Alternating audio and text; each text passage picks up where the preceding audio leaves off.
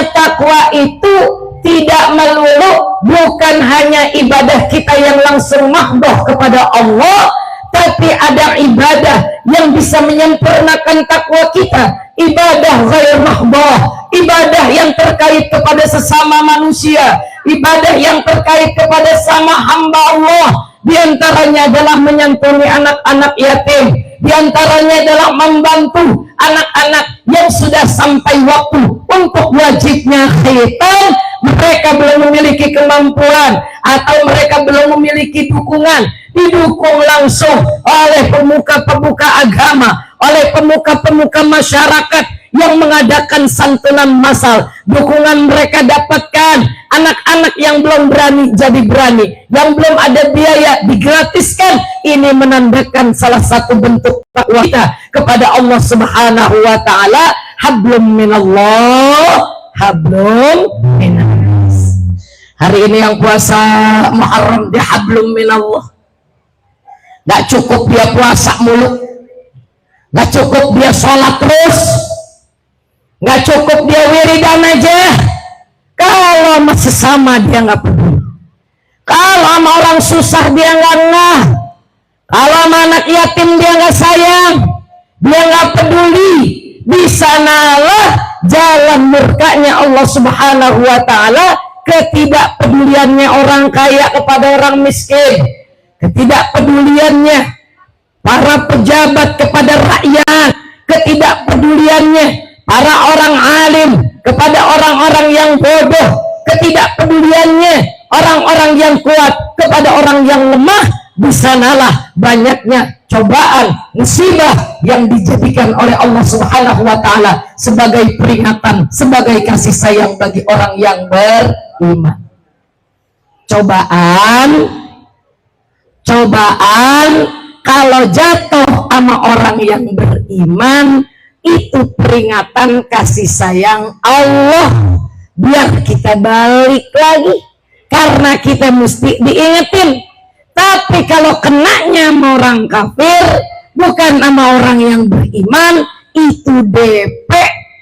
Untuk apa? Untuk siksaan yang sedang menanti di akhirat. Wal iyazubillah, summa na'udzubillahi min dzalik. Untuk itu saya ucapkan selamat, untuk itu saya ucapkan berkah, untuk itu saya ucapkan syukur, alhamdulillahirabbil alamin. Semoga kita semuanya termasuk orang-orang yang dijaga oleh Allah dari golongan orang-orang yang mendustakan agama. Amin ya Allah ya Rabbal alamin. Dalam surah Al-Maun udah jelas banget orang yang mendustakan agama. Yang pertama adalah orang yang nggak ngeh sama anak yatim.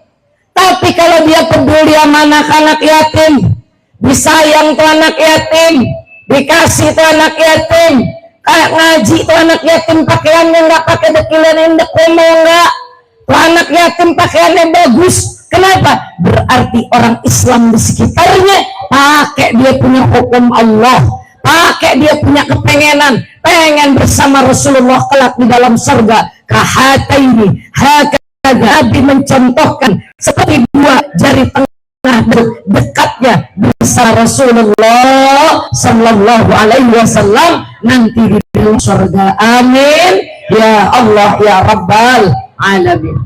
Bapak Ibu hadirat jamaah sekalian yang berbahagia, acara ini yang pertama menyadarkan bahwa kita syukur kepada Allah itu wajib. Rasa syukurnya kita dibentukkan, dibuktikan dengan kita memberikan santunan, dengan kita ruhamaul yatama, dengan kita memberikan bantuan kepada anak-anak yang dikhitan massal. Kemudian kita sendiri menyadarkan diri kita bahwa kita adalah hamba, Allah adalah yang menciptakan kita, al-Khaliq. Ana abduka wa anta rabbi ya Allah. Sadar kita butuh Allah tiap saat. Sadar kita nggak bisa hidup sendiri kuat, bagaimana tetap perlu bantuan orang banyak. Yang keduanya, menggali potensi untuk anak-anak kita kelak menjadi orang yang dermawan, untuk anak-anak kita, mendidik agar ia menjadi orang yang peduli kepada sesama. Sehingga acara ini diadakan, Allah takdirkan, Allah berikan bagian kepada kita semuanya untuk ikut andil menjadi termasuk orang yang diakui oleh Allah sebagai hamba, diakui oleh Nabi Muhammad sallallahu alaihi wasallam sebagai umatnya. Amin ya rabbal. Yang ketiga adalah menggali mutiara terpendam. Kita ini masing-masing bisa memiliki mutiara. Mutiara yang memang harusnya ada.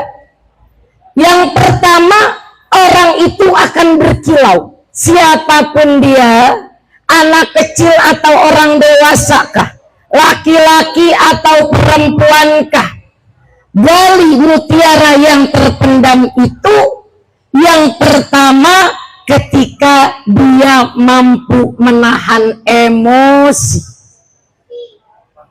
Seringkali dalam amal soleh, seringkali dalam amal baik, seorang guru sedang mengajar. Pernahkah terpicu untuk emosi? Pernah. Tapi siapa yang paling bisa menahannya? Dialah yang memiliki mutiara. Dialah yang mengeluarkan mutiara dalam dirinya. Dialah yang memperlihatkan bahwasannya mutiara ada dalam dirinya. Keindahan ketika yang pertama ia menahan emosinya. Kita sebagai dokter, pernahkah kita bawaannya mau emosi sama pasien? Pernah. Tapi ketika kita bisa menahannya, maka di sanalah mutiara yang terpendam akan keluar cahayanya, tidak akan menjadi hina orang yang menahan emosinya. Maka kata Nabi kata Allah di dalam Al-Quran, orang-orang yang akan beruntung, orang-orang yang akan berbahagia. Bismillahirrahmanirrahim. Alladzina yunfiquna fis sarra' wad-dharra'i wal kaziminal ghaidha wal 'afina 'anil nas. Orang yang beruntung kategori Allah Subhanahu wa taala. Orang dia maju bukan merasa maju. Orang yang sukses bukan merasa sukses. Pada umumnya masih semua di lingkaran zahir. Aku ngerasa maju, aku ngerasa sukses, aku ngerasa hebat. Padahal dia belum maju, belum sukses, belum hebat. Kalau belum ngejalanin bisa yang ini. Mana yang pertama? Alladzina yunfiquna fis sarra wad-dharra. Adapun orang-orang yang mendermakan hartanya fis sarra'i, baikkah ia dalam keadaan lapang, wad-dharra, ataukah dalam keadaan sempit. Waktu dia lagi butuh ataupun dia lagi nggak butuh, waktu dia lagi rasanya sempit ataupun senggang, dia terus saja untuk mendermakan harta. Harta yang paling utama memang berbentuk mal. Perjuangan seseorang paling berat dengan berbentuk harta. Maka orang jihad fisabilillah pertama adalah orang yang berjuang garda terdepan dengan hartanya. Para sahabat Nabi nggak bisa perang kalau nggak ada unta, nggak ada kuda, nggak ada panah. Betul Bapak Ibu? Maka siapa? Majulah Sayyidina Utsman bin Affan, majulah Sayyidina Abu Bakar As-Siddiq untuk mendermakan harta-harta mereka. Garda terdepan, orang bisa berjuang dengan tenaganya, orang bisa berjuang dengan ilmunya, tapi yang berjuang dengan ilmu, yang berjuang dengan tenaga, yang berjuang dengan pikiran, gak akan jadi maju berjuang kalau tidak ada orang-orang yang dermawan, yang mendermakan hartanya dalam perjuangan. Takbir. Semoga orang dermawan di sekeliling kita Allah istiqomahkan, panjang umurnya, dan semoga kita salah satu orang yang dermawan tersebut. Wal kadhiminal ghaidh, mutiara yang terpendam dalam diri kita, al-kadhiminal ghaidh, orang yang mampu nahan marah. Orang pengen dia bilang dia sukses, dia maju, dia beruntung, mampu nahan marah? Siapa bilang dalam kebaikan, dalam ibadah nggak ada yang terpicu emosi? Justru di situ godaannya. Panitia dari kemarin udah berapa kali teriak? Gitu ya? Kira-kira begitu ya Pak Ustadz ya. Ya Allah, kalau kita nggak nahan-nahan, dibilang ini tiang adanya di sini, ngapain ada di sini, kan gitu ya Bu ya. Ya Rabb, al-kadhiminal ghaidh. Guru bawaannya mau marah juga, kan muridnya semuanya gampang diajarin.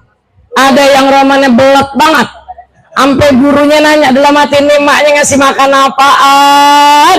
Orang-orang udah pada kebuka tuh pikirannya, nih anak belum juga. Tapi tuh guru, al-kaziminal ghaiz, nahan marah. Nah, tahanlah marah.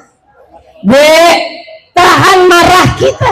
Ya Bu ya, Bu, tahan marah kita. Pak, tahan marah kita. Insya Allah. Itu mutiara. Orang sukses, orang maju, orang beruntung yang bisa menahan emosi. Sampai orang berpikir, tuh orang nggak punya rasa pengen marah apa ya? Tuh istri nggak pengen ngomel apa ya? Tuh suami nggak pengen bawelin istrinya apa ya? Saking itu orang punya mutiara yang terpendam. Ketika dia marah, dia tahan emosinya. Di sanalah justru keindahan ada pada orang tersebut. Sallallahu alaihi Muhammad. Tapi Bapak Ibu pernah marah nggak? Alhamdulillah. Termasuk saya berarti ya. Termasuk saya berarti pernah marah. Ibu, Bapak, kalau kita pernah marah, sekali waktu kita marah terus sambil ngaca, kira-kira pantas apa enggak? Kita satu saat marah nih, kita lagi mau marah nih, kita marah nih, bercermin, jadi nggak kira-kira marah? Karena ngelihat dirinya nggak pantas, ngelihat dirinya nggak cakep, ngelihat dirinya kayaknya kalau orang yang udah pernah ngelihat setan, kok jadi kayak saudara kembarnya setan, matanya melotot, gitu ya. Padahal dalam kesehatan, hanya ada tuh para dokter di dalam, dari segi kesehatan, kalau marah nggak ada yang bagus-bagusnya buat organ tubuh kita. Jantungnya berdetak lebih cepat, lama-lama dia yang marah, dia yang sesak napas.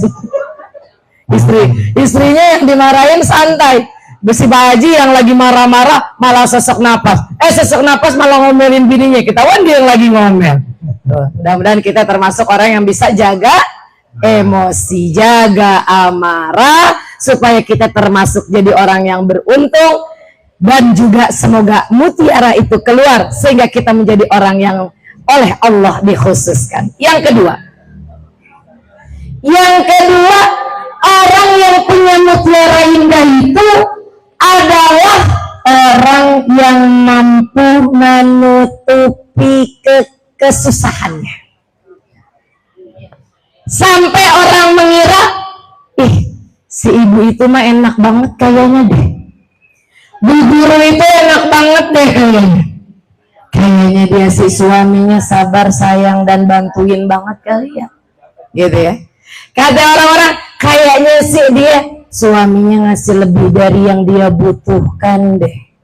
Kayaknya sih dia sebulan sekali diajak healing pasti deh sama suaminya deh. Pasti deh, soalnya nggak pernah kelihatan dia susah, nggak pernah kelihatan dia sumpah, nggak pernah kelihatan dia bete. Beda banget tuh sama meja yang satu lagi.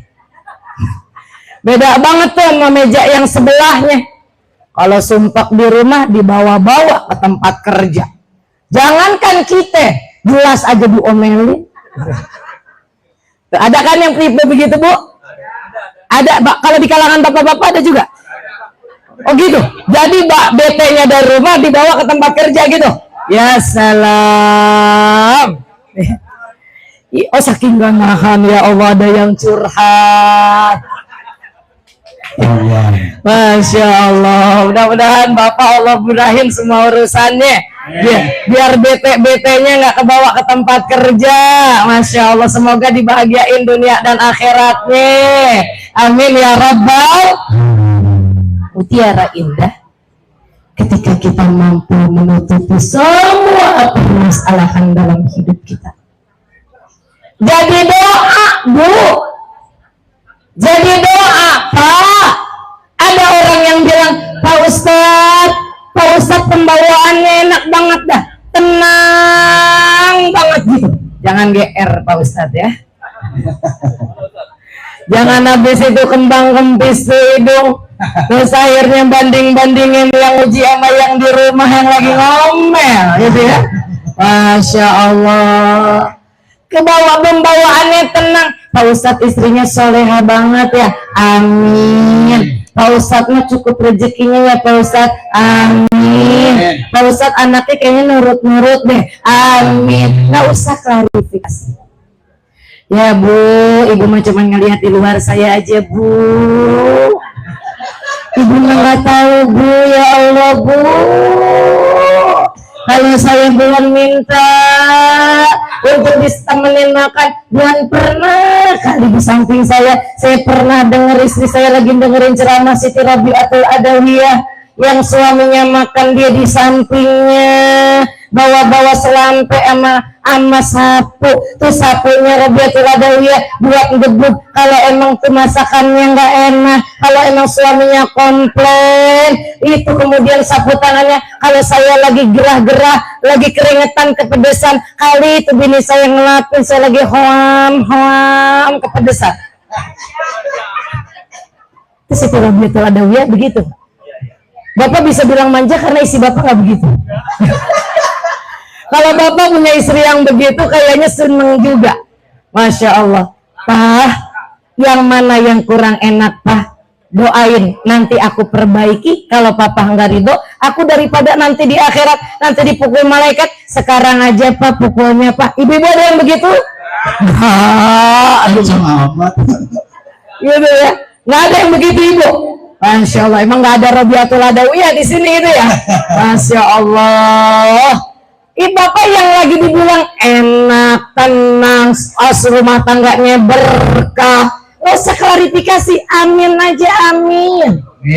Padahal lagi mikirin anaknya, padahal lagi mikirin istrinya, gimana caranya sholat 5 waktu nih istri awal waktu, gimana caranya nih istri tutup aurat bener, gimana caranya nih istri akhlaknya baik, gimana caranya nih istri bisa istiqomah ibadah. Karena apa? Si suami bukan cuma mikirin di dunia, tapi ingat nanti di akhirat saat istri mah enggak bertanggung jawab atas dosa dan kesalahan suami, tapi suami menjadi penanggung jawab utama atas dosa dan kesalahan istri. Makanya jadi suami, jadi bapak, tanggung jawab dunia sampai akhirat. Istri bapak udah pada ngopi di sorga, anak-anak udah pada lagi main ayunan di sorga. Bapak belum masuk sorga, ngapain? Dihisab. Urusan bapak selesai, baru urusan istri. Urusan istri selesai, anak pertama. Bisa anak pertama, anak kedua, kebenaran anaknya 12 kan mungkinan lama. Gitu. Kalau anaknya atuh, bininya atuh, rada cepetan. Nah kalau banyak anaknya merapat, semuanya dihisab dulu tuh bagi seorang suami. Maka kalau ada mutiara indah dalam diri kita, maka orang yang mutiara indah itu orang yang bisa menutupi kegundahan, menutupi permasalahan yang ada di dalam hatinya. Subhanallah, walhamdulillah, wala ilaha illallah, Allahu akbar, wala hawla wala quwwata illa billahil aliyyil azim. Lagi Subhanallah walhamdulillah wa la ilaha illallah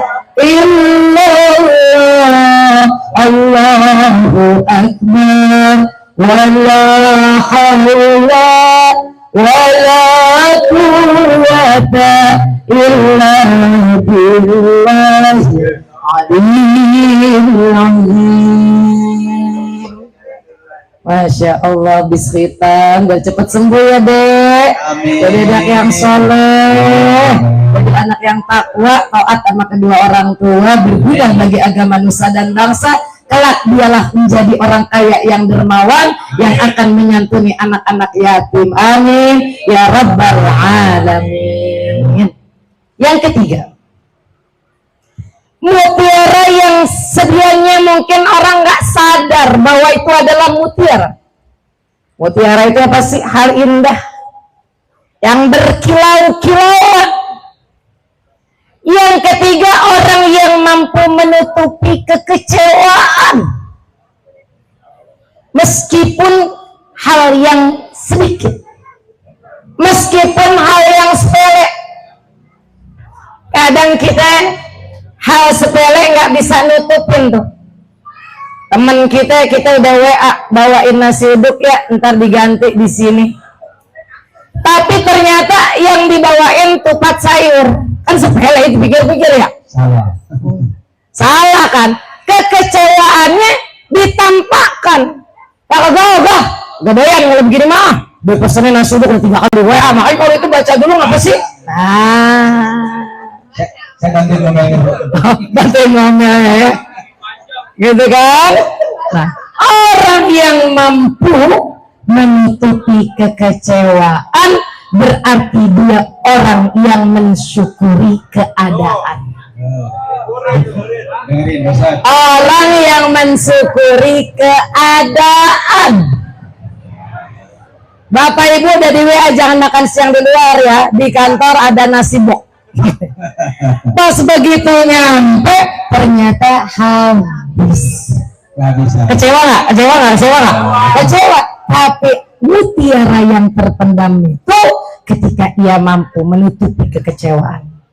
Anak-anak pengen banget, kata orang tuanya, nanti ya nak, insya Allah kalau ntar udah naik kelas dengan nilai yang bagus, mama beliin handphone. Yang ada di benak anak-anak apa nih?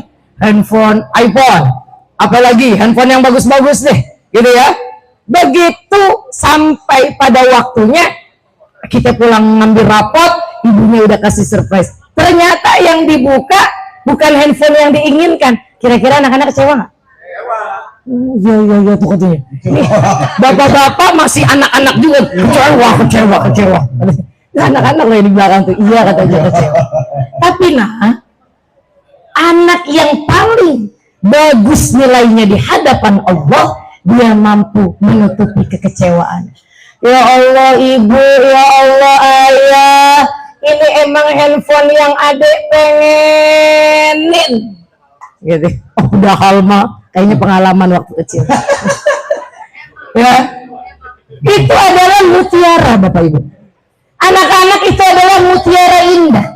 Ketika kita mampu menutupi kekecewaan kita, berarti di sanalah bentuk syukur dengan apa yang diberikan oleh Allah Subhanahu wa Ta'ala. Garis bawahin nih nak, ya nak ya, garis bawahin. Kalau beliau-beliau guru-guru saya, nggak pantas banget buat saya nasehatin, nggak, tapi saya nasehatin buat diri saya sendiri.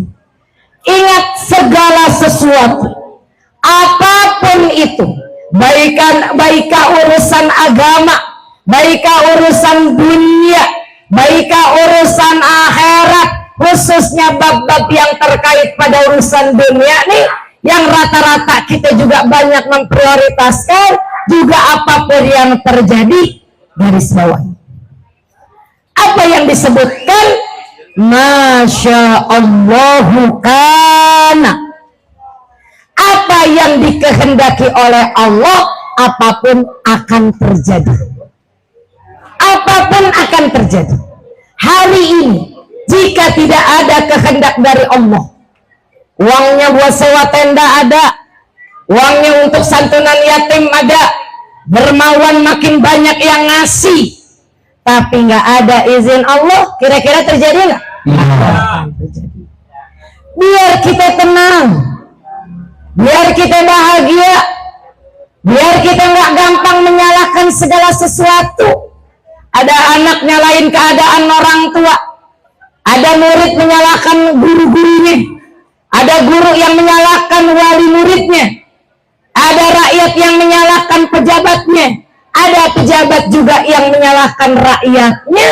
Kalau kita pakai ambil garis bawah ini, nggak akan ada saling salah menyalahkan. Karena apa?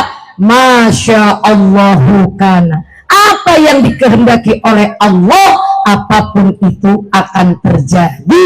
Wa ma lam yasha' lam yakun.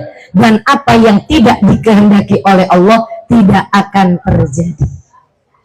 Bapak-bapak udah kebayang banget, soalnya tadi lagi istrinya makain sepatu sebelum berangkat. Ibu, bapak dipakein nggak sepatunya? Pakai dewek. Pakai dewek. Pakai diri, pakai dewek. Jadi satu pun nggak ada yang dipakein. Ah, ibu-ibunya aja kayaknya ibu-ibunya pada pakein ibu. Oh, pakein, ibu pakein sepatu. Soalnya tadi waktu saya dipakein sepatu, ya kata bapaknya nih, ibu bilang, ya nanti kita makan yang seger apa? Kayaknya sop buntut sambal limo sama perkedel sama emping juga seger deh mah. Dia mau pulang kerja, bayangin ya temennya, ini makan dulu nih, cobain dulu ngapain nih, baru beli sate. Agak di rumah sop buntut gitu kan ya, kan gitu ya. Pas sampai rumah, assalamualaikum, sambut dan sama ibu ya, waalaikumsalam, cium tangan, airnya udah tersedia gitu kan ya Pak ya. Betul, Masya Allah. Iya. Enggak apa-apa, jadi doa. Istri Bapak hadir? Sayang sekali. Suami Ibu hadir, Bu? Yang dipakein sepatu? Enggak, ya sayang sekali, saya harusnya mau klarifikasi. Tadinya saya mau interogasi juga. Bener apa enggak tuh? Gitu ya. Pengakuan istrinya pakein sepatu gitu ya. Begitu sampai rumah, udah ajib, istri yang baik kan itu ya. Jangan banyak ngomong dulu, jangan banyak ngadu dulu. Ini mah baru cium tangan, belum juga buka jaket yang bawa motor, masih belum juga bukain. Apa ngapain lama banget tadi nih? Tahu agak nih Pak? Semua diceritain, gitu kan ya. Pokoknya nih cepetan lah, tadi lagi bukannya ninggalin duit, orang mah ninggalin duit kan. Dia mesen paket bukannya ninggalin duit, dia kesel banget kita mah, heran. Orang laki demen-demen banget sih mesen paket, tinggalin duit. Kalau mesen paket, bininya ngomel, suaminya pulang kerja. Ibu-ibu ada pengalaman begitu? Ada? Nggak ada ya Bu ya? Artinya ada tuh satu dua mah. Ya Rob, jangan gitu. Biarin dulu. Biarin dulu, beres-beres. Pernah nggak ibu pada nawarin, ayah mau istirahat dulu? Astagfirullah.